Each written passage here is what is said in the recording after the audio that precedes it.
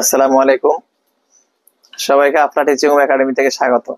আজকে আমরা সপ্তম শ্রেণীর বীজগণিতের অনুশীলনী 7.1 এর 7-8 দুইটা অঙ্ক করব। 7 এবং 8 নম্বর দুইটা অঙ্ক দেখো।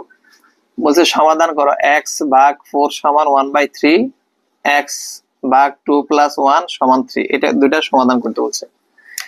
তো দেখো আমরা কিভাবে করবো, বা আমরা একটা আর গুণ করব। আর গুণন বা কোনা কোনা গুণ বা বর্জ্য গুণন, যে যে নামে বলো সমস্যা নাই। x কে যদি 3 দ্বারা গুণ করি 3x হবে। 3x সমান 4 কে 1 দ্বারা গুণ করলে 4। আমরা কি করছি দেখো, আর গুণন করছি অথবা বর্জ্য গুণন।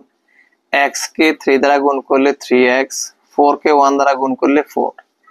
বা দেখো x টা 3 এর সাথে গুণ আছে, অর্থাৎ 3 টা একসাথে গুণ থাকলে সেটা ভাগ হয়ে ডান পাশে পার হয়ে যাবে। 4/3 x সমান 4/3। সুতরাং নির্ণেয় সমাধান 4/3। এখানে দেখো এটা হলো 7 নম্বরের জন্য আনসার। এখানে 8 নম্বরে কি বলছে দেখো, 8 নম্বর আছে x ভাগ 2 + 1 সমান 3। দেখো, বা x ভাগ 2 3, এটা দেখো +1 ডান পাশে পার হয়ে গেলে -1, এটাকে পক্ষান্তর করলাম, পক্ষান্তর করে